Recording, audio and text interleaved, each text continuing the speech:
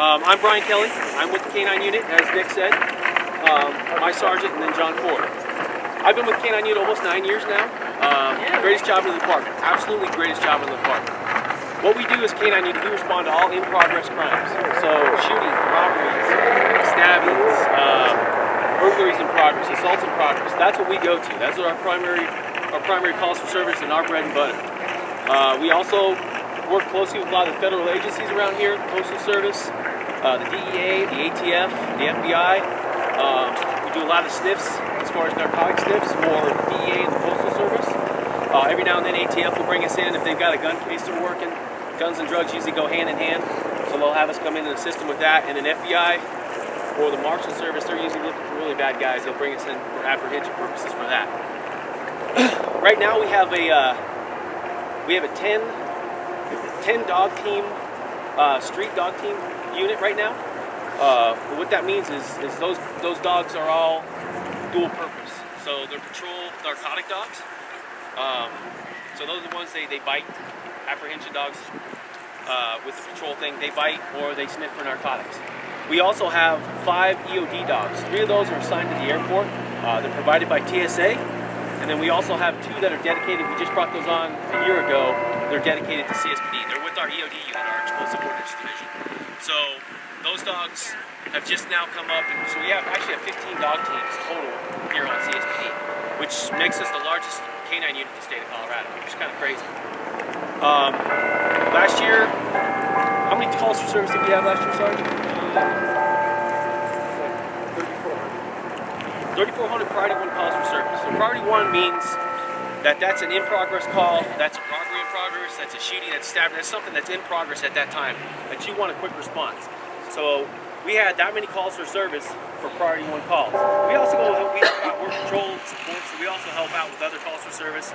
So if there's a patrol division that's getting kind of beat up and they need us to go shag some alarms or they need us to shag just other calls, we'll go take those calls as well. But our primary purpose is K-9 stuff. We broke a record last year. We had 33 contacts last year. What that means, dog bites. We had 33 suspects that were bit last year. That's not our primary purpose. That's not a primary thing we want to do. We always give people the opportunity to surrender. So when we go to a call, we've got very strict parameters for our deployments. We only deploy on felons or extremely violent misdemeanors. So what I mean by that is, say we have a misdemeanor suspect that we have a history that they're a gang member, they're known to carry a firearm, they've got a very violent past, then we'll make that decision if we're going to deploy on that call or not. But felonies, pretty much felonies are a go for us. So that makes our deployments pretty cut and dry. So with that being said, so we deploy on a felony. Say we have a robbery suspect. We've got a good description of that suspect. They robbed the Columbine little vestibule with a little check-in desk there. They come in and robbed the guy, took his cell phone, right? Took off running. So we got a good description of that suspect. Last known direction to travel, we go out, we get the dog. The dog goes out, we track him, say the guy's hiding in a bush. If we get the opportunity to give him a K-9 warning, we'll do that. Say, hey, suspect, K-9 unit, surrender. We're gonna release the dog. I'd say 9 times out of 10, you get the smart person that goes, all right, hey, I don't want anything to do with the dog, I'm going to surrender. Every now and then we get the suspects that say, you know what, for whatever reason, I've heard them all, from I'm really good with animals, I didn't think the dog would bite me, to if I thought happy thoughts, I didn't think the dog would bite me. And these are real, this is what actual people tell us. So you just sit there and you scratch your head. I used to have a full head of hair a couple years ago before I started doing this job. It all fell out just from listening to all the excuses. But it's just funny the things that people come up with. But like I said, if we give them the opportunity to surrender, they surrender. That's it. That's called a surrender. There's no contact. There's no dog bite, nothing like that. Dog's done his job. That's his primary job, is to locate the suspect. If the guy or the gal chooses not to do that, bad choice, then the dog will go in and apprehend him. That makes it safe for us. The dog will go in, they bite, they control. That gives us an opportunity to make a safe movement in there to basically take the suspect into custody. With that being said, we don't send our dogs on suicide missions. If we know somebody's armed with a gun, we know somebody's armed with a knife, obviously we're not just going to send the dog in. They're locked in a shed or something like that. We're not just going to open it up and send the dog in on a suicide mission. It's not what we want to do. We've got other tools that we can do. That's called a barricaded suspect. At that point, we can bring out the SWAT team.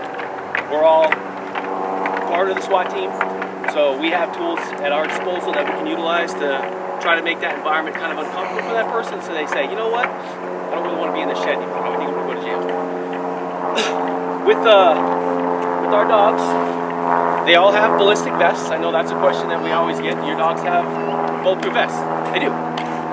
There's a company out of Massachusetts called Vested Interest in K-9s, and the lady Sandy Marcel, who's the president of that company, she's made it her life goal to vest every single police dog in the United States. Pretty lofty goal, right? She's actually done very, very well. All 10 of our dogs here in Colorado Springs are vested. So these are $2,000 vests. She gets them through the company that she's got to deal with the company that she gets. She gets them for about $900. We end up paying nothing for them. All we have to do is basically do a press release saying that the dog was nominated to get a vest, and when the vest comes in, we got to do another press release saying that the dog got the vest. So these vests are about 5 pounds. They're kind of heavy, kind of cumbersome, especially on a hot day. We don't want the dog to be in the vest very long, but it's just a great tool to have in case we get in a situation that we got to put the dog into a kind of a hostile environment. We at least have this to give us peace of mind. Sorry? So, is anybody here pre-law, taking any law enforcement classes? So, what do you think the legalization of marijuana has done for our ability to look for narcotics or narcotics detection with our dogs? Think it's changed much? Got to desensitize the dog. Got to desensitize. That's what a lot of people think. We actually had was the Washington Post. There was a reporter last week that wanted to do a report. He was very disappointed to find out we really haven't changed anything because the law isn't black and white, right? Law is very gray.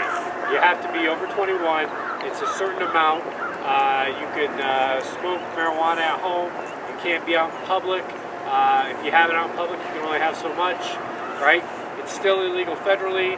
So I don't know if you guys know anybody that's probably shipping it through the mail and go back home and going, hey, I'm from Florida. It's legal over here. I can ship it over here. It's still illegal federally. So therefore, we've chosen as a unit to keep all of our dogs trained the same way. 9 of our 10 dogs have marijuana odor on them, which means they will detect marijuana. And we decided to do that because it's still illegal after a certain amount. And none of our dogs, I'm questioning to find any dogs around the country that says, okay, I'll sit if this is an ounce. I'll stand if this is a pound. You know, it's just not going to happen. So we decided to keep that. If it evolves to that where it's legal 100% federally, then that's where K-9 teams are going to have to take the next step. I know the state of Washington, a lot of police departments took steps to either retire dogs or desensitize their dogs to that smell. Well, I don't know about your dog, but you train your dog to sit when it was a puppy, right? So now when you say sit, no matter what, it's going to sit, right? So that's some of the problems that are going to come up with that. The other thing too is you guys are students. You might have a legal amount of marijuana in your car. You're driving down the road. Officer pulls you over, and now a dog alerts on your car. What's going to happen from there?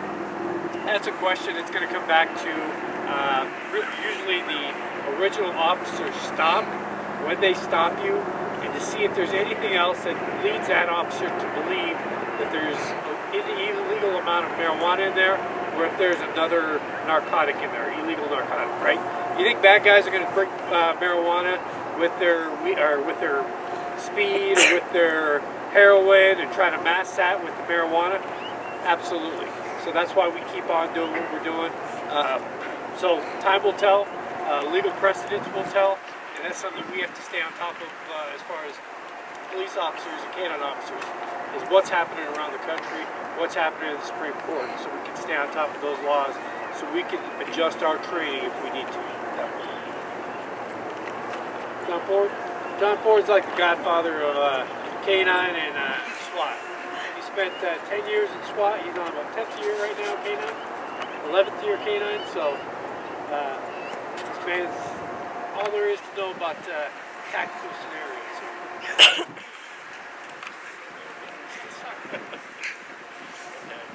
The way our unit works is we have 4 dogs that are on call, 4 handlers that are on call every day, all year long. The first 2 are primary, secondary. So your primary on-call dog, if there's a gap at night when our guys get off at 3:30 in the morning till we call in service till 8:30, so there's that gap where you don't have a dog.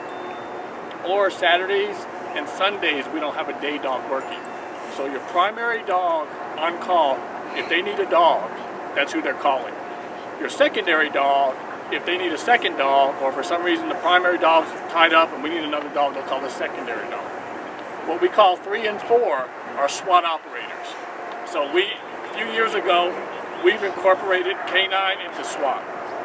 So it basically beefs up our SWAT team. So we're SWAT operators too, / K-9 handler. Our primary job is K-9, but we're SWAT operators too. We have myself and 2 other guys on our K-9 team that were primary SWAT before they came to K-9. So anytime SWAT gets activated for barricaded suspect, hostage situation, anything like that, all 4 on-call K-9 handlers respond. Primary, secondary will bring their dog. 3 and 4 will come as just SWAT operators. So when we contain a building, we always have a dog on the front and a dog on the back. SWAT is set up, we're with the SWAT team, but we always have a front side dog and a back side dog in case the guy comes out the back, comes out the front. But again, 3 and 4 are SWAT operators. We do a lot of high-risk fugitive details with SWAT. One of their primary jobs is to find high-risk fugitives. If they'll call us, we'll accompany them to different addresses to try and locate felony suspects that are high risk.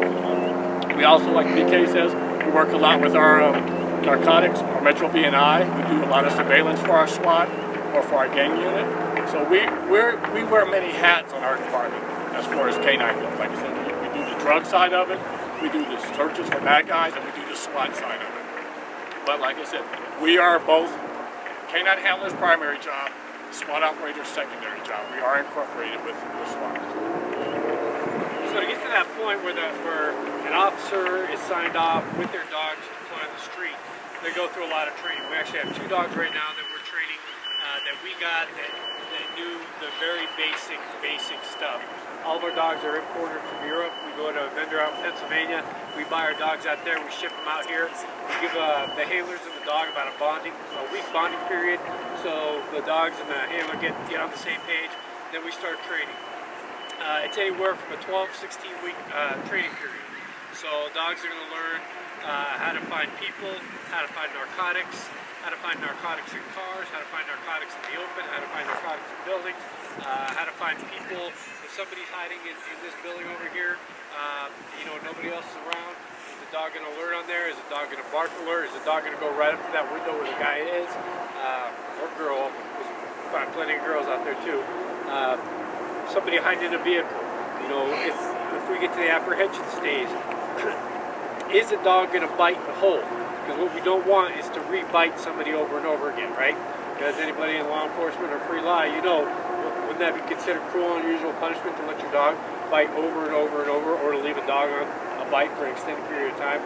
So we've got to train the dog and the handler that we want the dog to go up, and when they apprehend, it's a bite and hold, and that's it.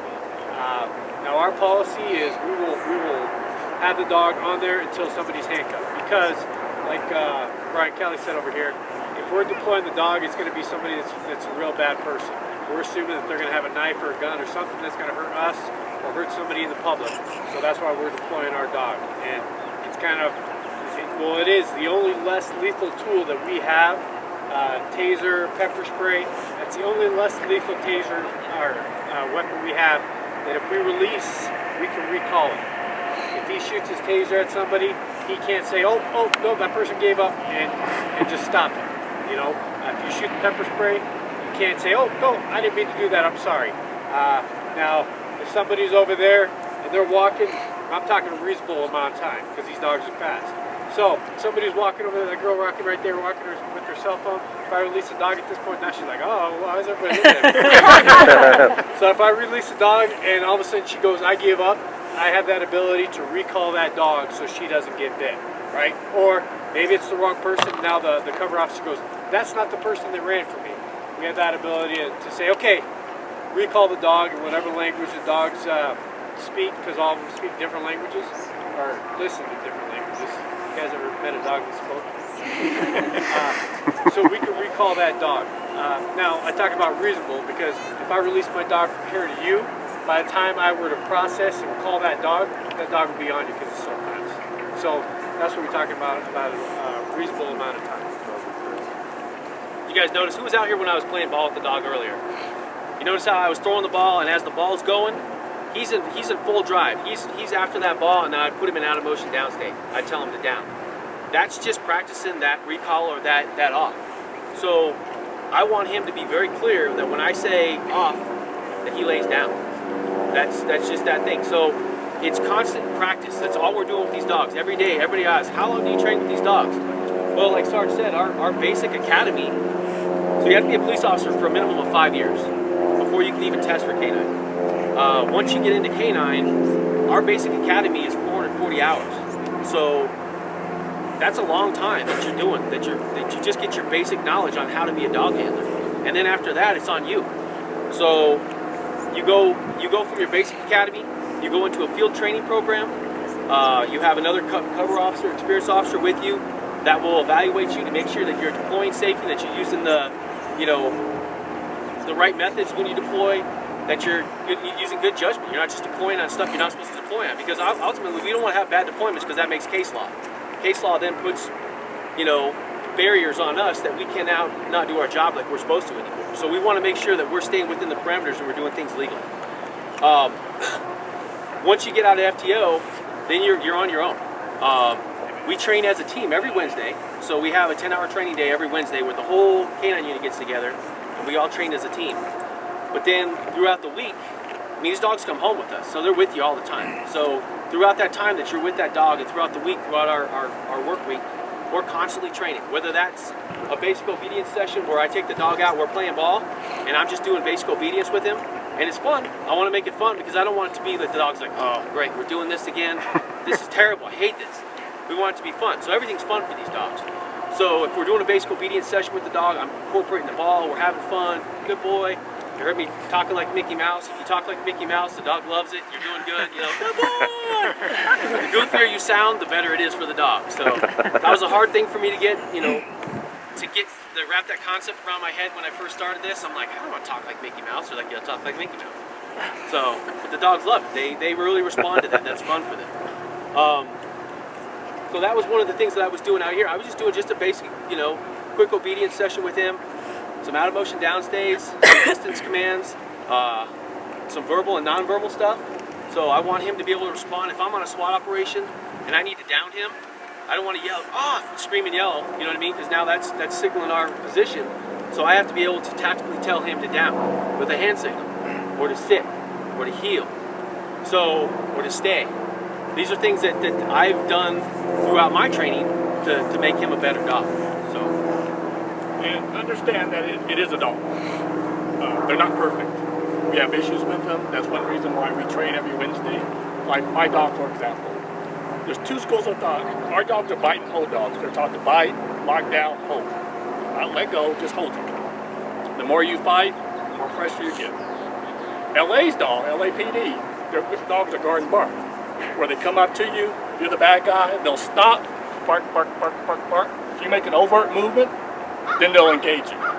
We like our school of thought of engage right away, lock and hold. My dog has a little bit of an issue. We found out a while back that he has guard and bark in him. So on a real life call at a burglary in progress, person was on a bed, he goes in searching, and next thing I know I hear bark, bark, bark, bark, bark. Well, to us, if he's doing that, that person's behind a locked door or something, he has scent, he's barking to alert me there's something over here. When I move up to the bedroom with my cover team, the person's on the bed, he's at the foot of the bed barking. Well, we don't want our dogs to do that. Like after doing more research, we found out that he has guard and bark in him. So now we're trying to take the guard and bark out of him and have him engage any what we call still subjects. And for right now, it's kind of difficult. But again, these are dogs. Just like an athlete, you have to train, train, train. every Wednesday we'll come up if BK or Sarge has an issue with their dog. We'll talk to our trainer, talk to our team. Hey, my dog didn't do this on a real life call. Can we recreate that scenario? Can we try and work this problem out? So right now you'll see he has an issue with the guard and bark as opposed to engaging. So we are, I was talking to my trainer this morning, we're going to try some other different stuff to try and fix that problem. Like I said, if we were in LA, perfect. We're not in LA. We're in Colorado Springs and we like fight and hope. So we're trying to work that out. So again, we all try to identify problems with our dogs. They're not perfect. We would love them to be perfect, but they're not. It's a constant training issue. Whether it's a real live training issue, or we set up a scenario and they didn't perform like we wanted to perform. With heat, we can do all the training we want. We will not know if we fix that problem until we get the next real life still subject. Real life call, person's not moving, is he going to engage that individual or is he going to go back to the guard and bark? So again, we just have to train, hope it works, set up scenarios, and in the next real life call, hopefully he'll engage like he's supposed to. Like John said, it's kind of funny that these dogs, they'll make you look like a hero 1 second, and then you look like an idiot 2 seconds later. I mean, you're on the news, and there's the dog behind you. He's taking a grumble right there on the news. You're like, thank you very much. You know, and they're like, oh, the dog's a big hero, and there he's back there squatting. You're like, ah. So they are dogs. They are animals. You know, it's one of those things that, like John said, there's times that they'll be doing great throughout the week, and then they'll just flip a switch and something will happen. You're like, where'd this come from? So it's important. Like I said, the training day on Wednesday is important for us because John may be having an issue with his dog. I may have the same issue, but I just haven't seen it because I haven't had that deployment. So we try to recreate those scenarios that we have. We do a lot of scenario-based training. We try to recreate those scenarios because, like John said, I may not know that my dog's having that issue, but now that I did the scenario that his dog had an issue on, identify, oh man, my dog's having the exact same issue. So now we can try to couple that and correct that problem. I'm going to open it up to question and answers. I know we have a class that needs to go, so we'll do a quick question and answer session, and then we'll get the dogs out. We'll show you guys some dog bites, contacts. What age are the dogs when they enter the training? I would say on an average, probably 24 to 28 months would be your average dog. We had a couple dogs that were very young. Rock, when I went and picked him up, my dog, he was 11 months old when I picked him out. Which, I mean, these guys all thought I was crazy for getting an 11-month-old dog. I just saw something in that dog that I really liked.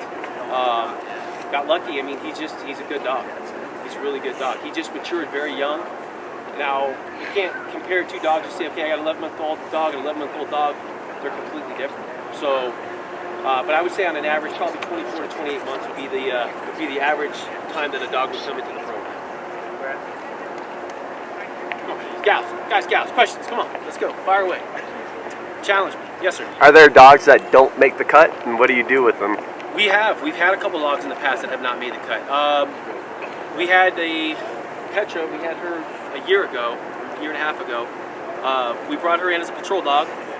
She was struggling with some of the things in the patrol aspect of it. We think that, you know, there were some handler dog issues that were there. She would kind of get some animosity, I guess, or anxiousness when she would bite. So we decided that we washed her out of the program. We made her a single-purpose explosive dog. She was great.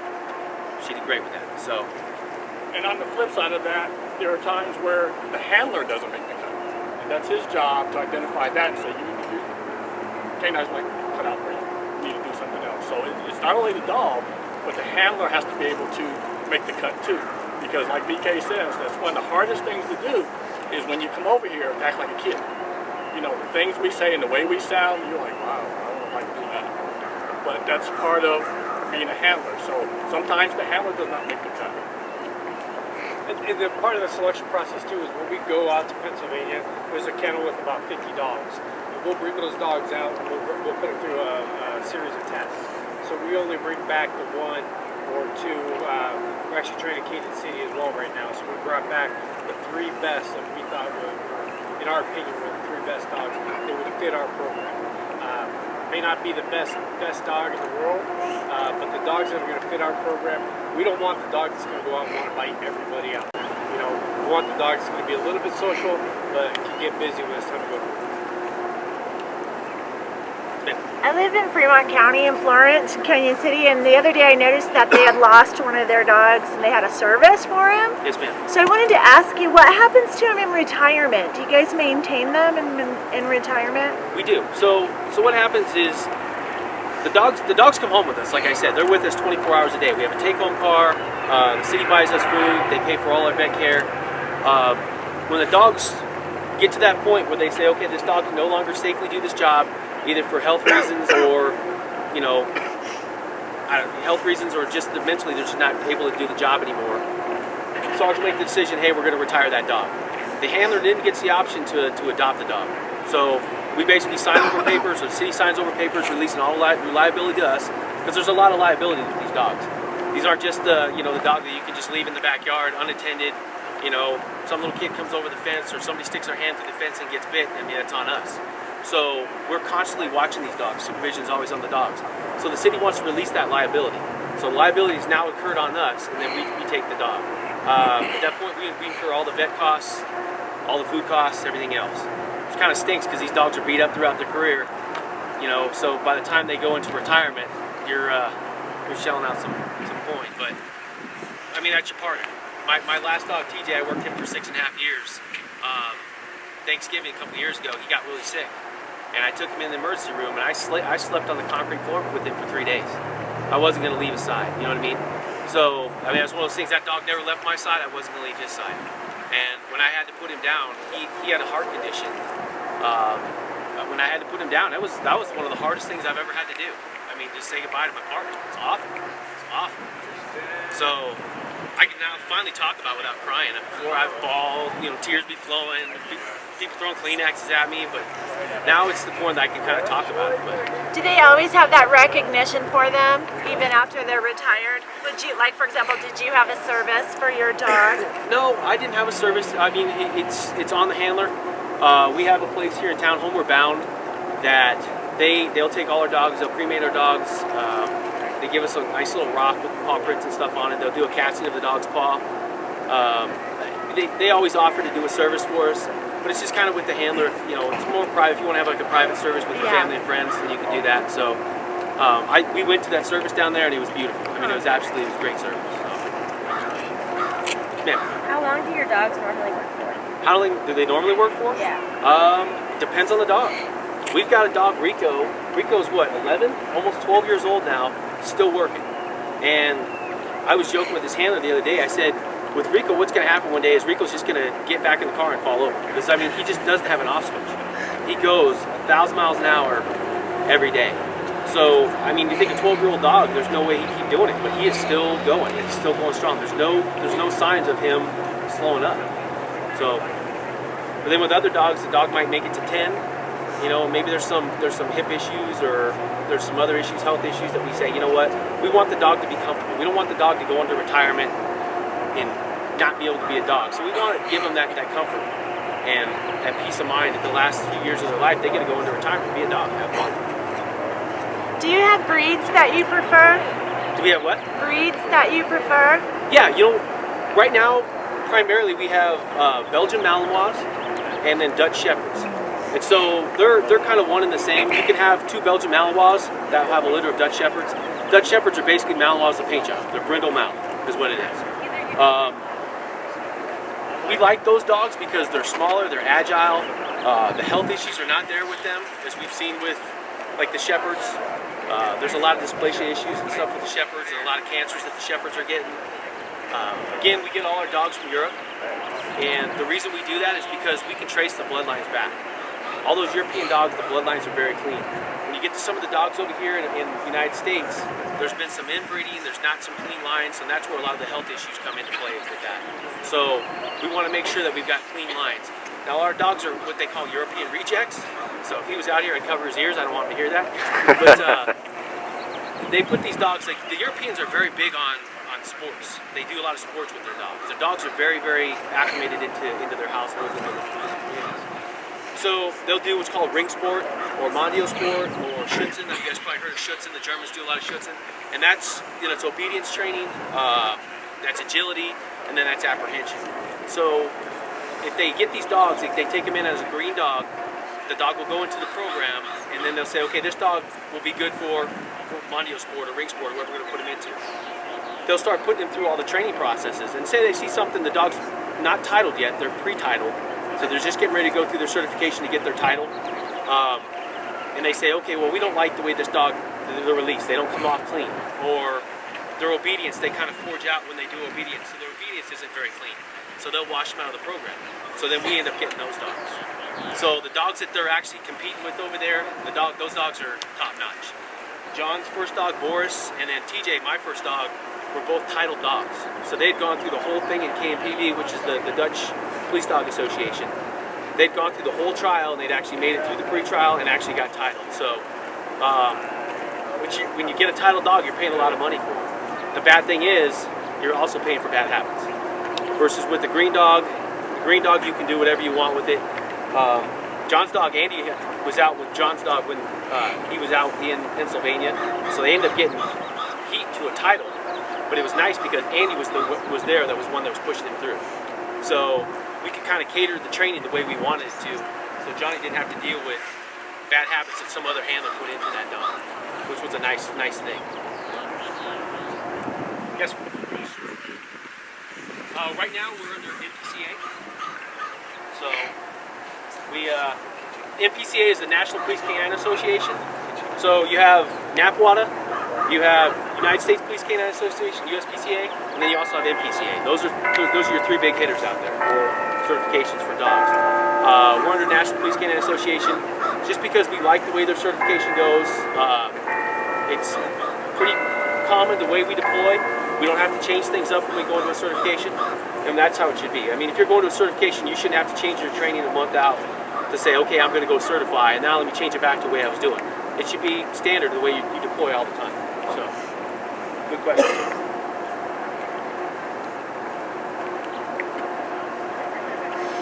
Nobody else? You want me to shut up so you can see some dogs? You say it, you nod your heads, it's okay.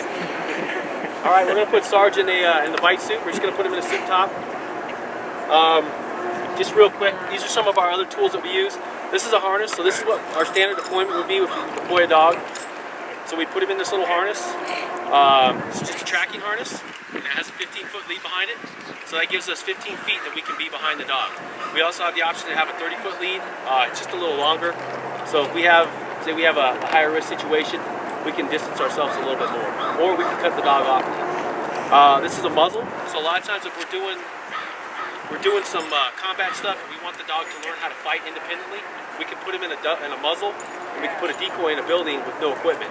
And that'll teach the dog, okay, I'm not going to be fixated on equipment, and I can learn to fight independently without my handler. So it's kind of neat thing. And then this is a hidden sleeve. This is kind of a bulky hidden sleeve, but this is another tool that we have. We can put this on and then put a sweatshirt or hockey jersey over it, and then that way they're not seeing the big suit top, they're just seeing this. You know, you can hide the arm, you can bring the arm out, and as the dog comes in, you can present this for the bite. Hurts really bad when you get bit on this. Always got to dress it.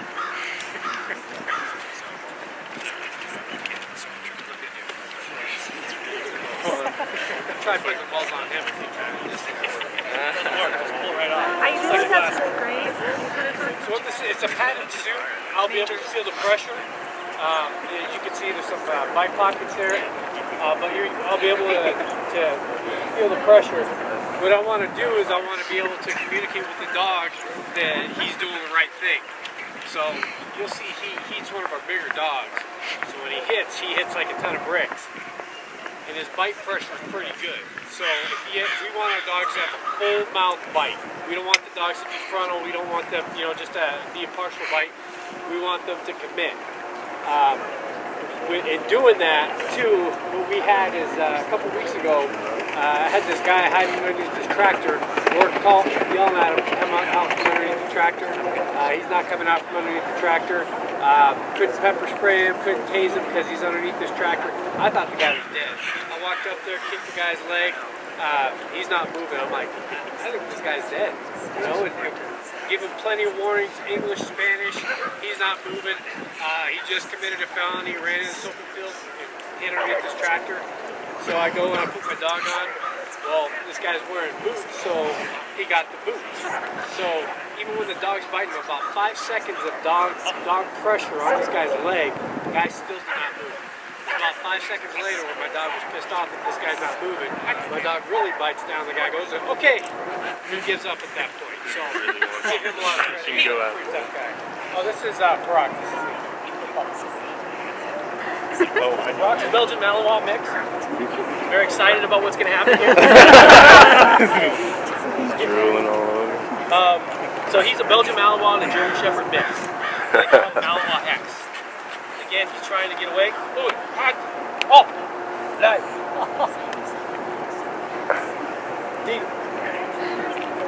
So he's 3.5 years old.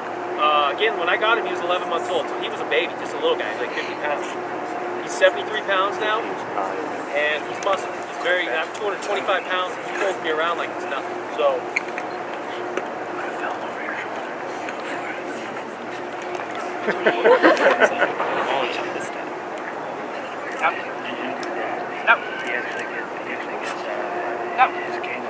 No. Right now he's trying to tell him to bark. No. Ah, the good boy.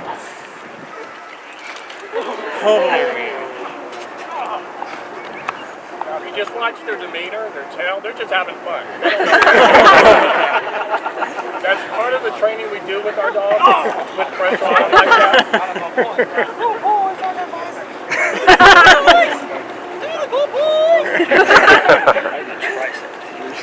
Mickey Mouse, see? There it is.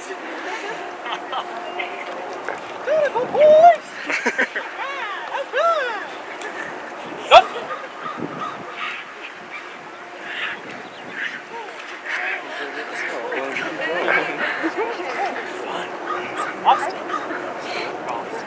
Well, now what he's doing now is part of certification, and he just failed Well. certification.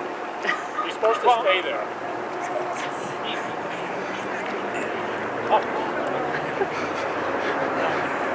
What BK's going to do is pat him down. The dog should stay there. Like this. It's like, I'm tired.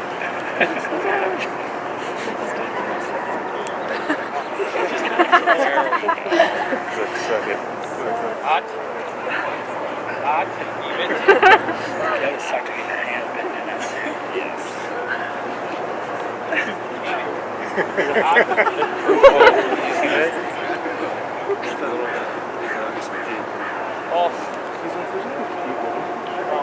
You get failed test this time, Tyler? My job would fail at this time. Failed course is good. I failed so bad. Well, I didn't feel bad. I got a D.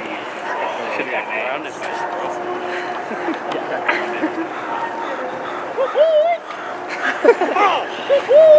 You notice his voice sounding just like a little kid.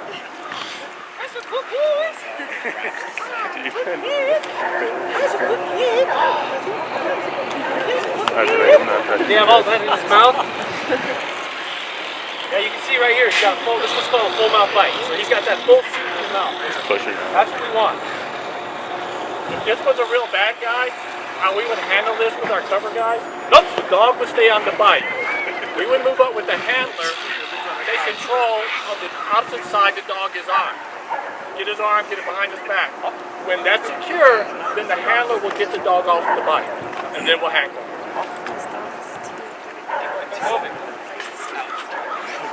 Good kill, my doggy boy.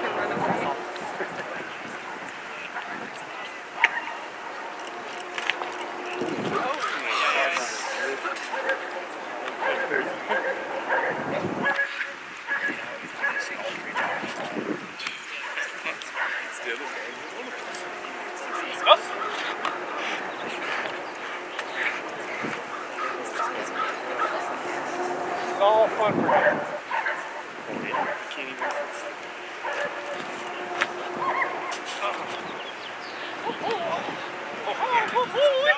Real life bite. I can come up here and we train this other guy. The K-9 can go proximity. This dog is going to stay on that bite. Not let you go.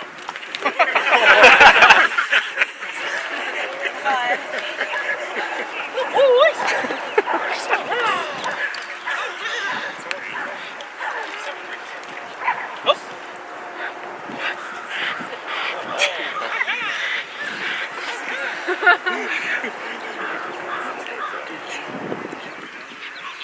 he loves it. This is so much fun for him. If I leave during the day and go somewhere without him, he throws temper tantrums. He'll grab his food bowl, he'll throw it across the house, he'll tip the water bowl over, he'll pee on my wife's chair. He really gets mad about it.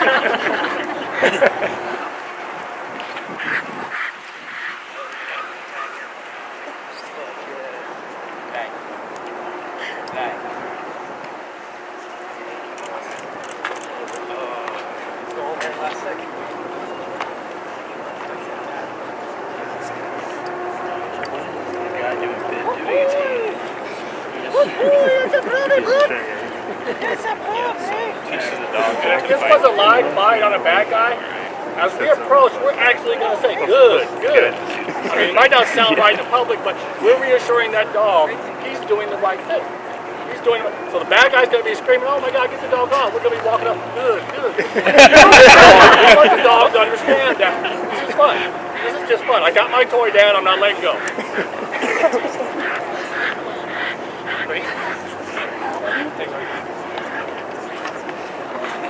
So I can still feel the bite pressure, you can still feel the teeth.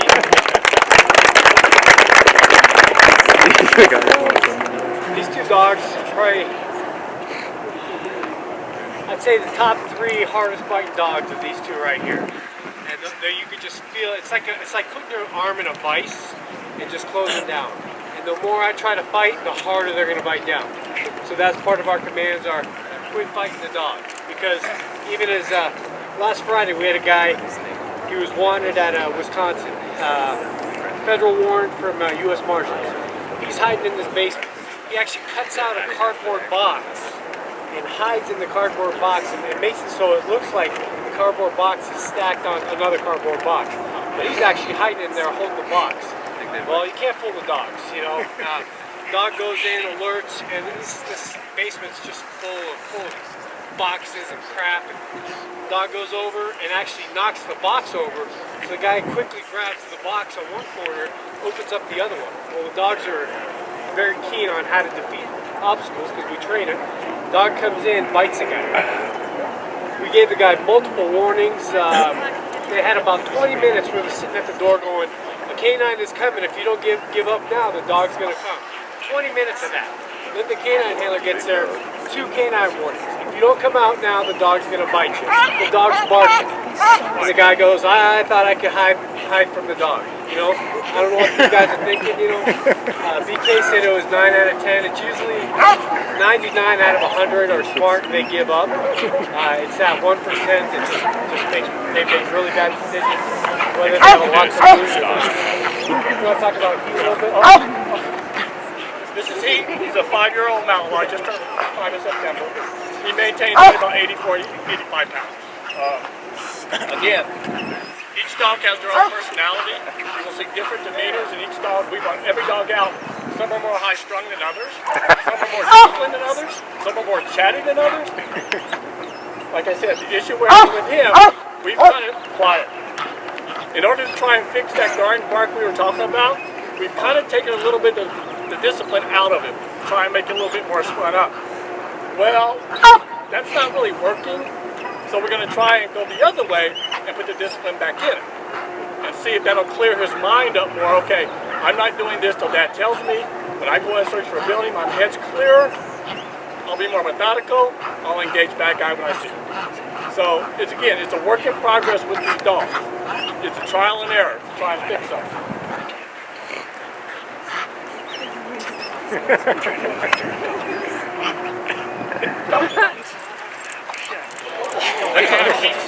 He's Brock will bark. Brock will bark. You can feel that extra 10 pounds.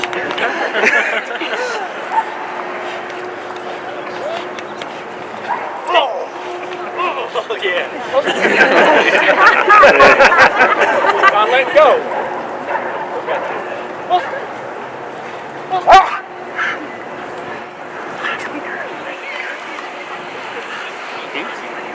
Now, if the bad guys always wore that top, we'd have no problem. None. Because sometimes what happens is our dogs get, or canines get equipment fixated. they know that that's a bite. They know they're going to bite. It's what happens when that is off and he's dressed like you. That's the issue sometimes. Again, still subject, okay? Am I still subject? We're in a bite suit, he'd engage them every time. But they're not. So we do have other equipment like a hidden sleeve and some thinner suits where we can put jackets and over to try and alleviate that problem.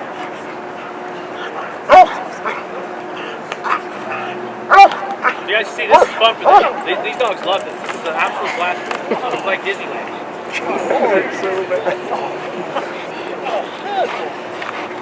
See his tail just wagging, he's just out front. I'm glad he is. This is our one time that we get to abuse our sergeant. We don't get to abuse him this week, yes. These dogs will stay on that bite until they absolutely get exhausted.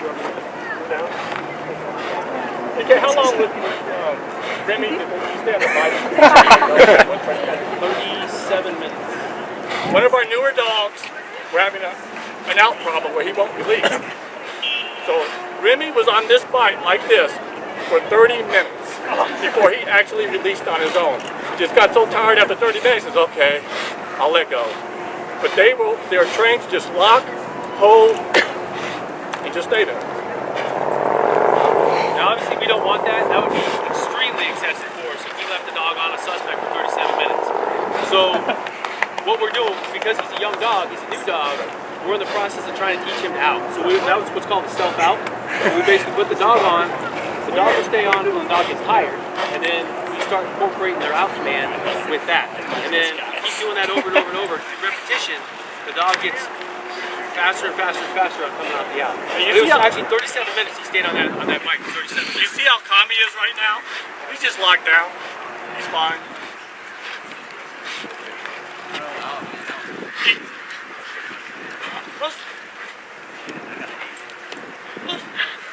Good. Now the pressure along with his bite, his hugging my leg, he's crushing me. I mean, he's bear hugging that. So that's one thing when we teach the dogs to fight through anything, we'll put that muzzle on them, and now they've got to fight because we're taking away their primary weapon is their mouth, right? So we teach them how to fight with their body and just keep going. But he's one of our biggest dogs, one of our strongest dogs. I don't have small arms, but he's got my whole arm in his mouth and he's trying to get more. He's just constantly trying to get my whole arm. And we do work leg bites, back bites, so it's just not always the arm. But obviously he would have to have the full suit on for the leg bite. So they just don't always get the arm. Hopefully they're trained and they will take whatever's available. Hand, arm, whatever in a real life situation.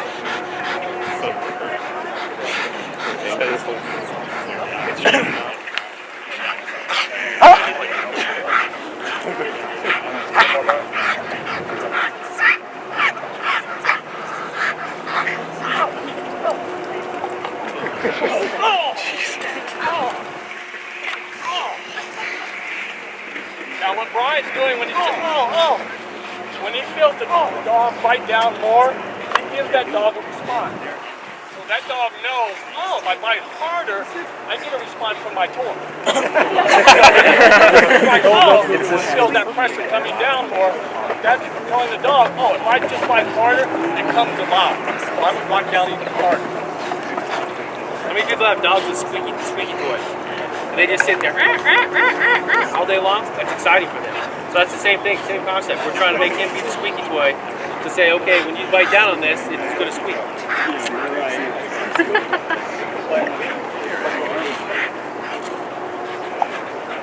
So especially with the new dogs, when we get those new dogs, having a decoy that it's timing when the dog gets a full mouth. And sometimes with these suits, where they are, if you catch a dog back here, obviously you're not going to feel as much. If you catch on the arm, that's when you're going to feel it. You can see a little bit of marks there. So the pressure is still going through. So we all have spent our time on the decoy suits.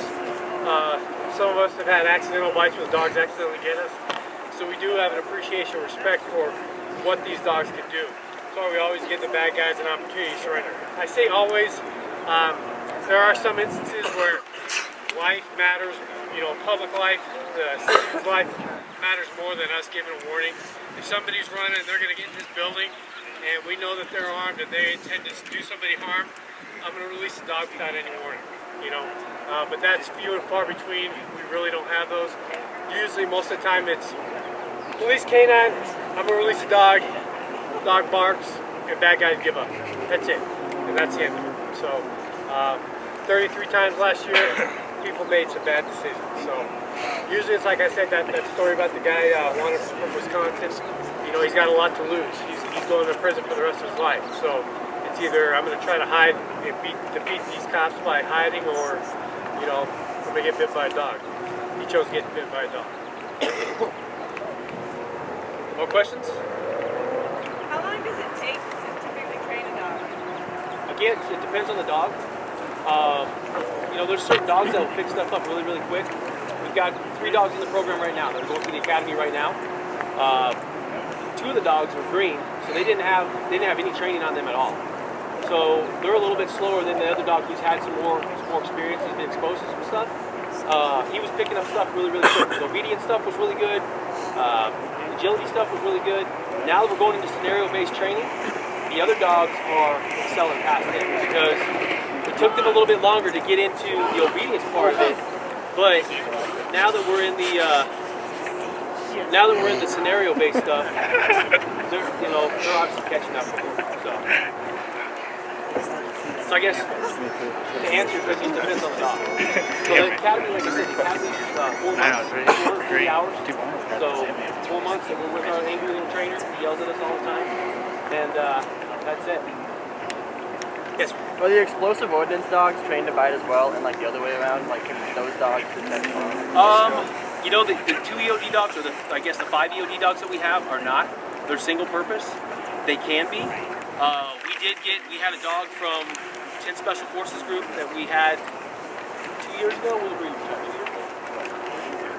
2 years ago, he was a dual purpose dog.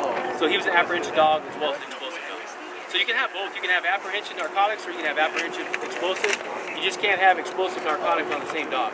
Because you don't want the dog to sit and you're like, oh, is that dope or is that a bomb? You know what I mean? So the dog can't say, hey, there's a bomb right here, there's dope right here. So you don't want to have that confusion. So you just have those disciplines separate. But you can have them, they can be dual purpose as far as the apprehension.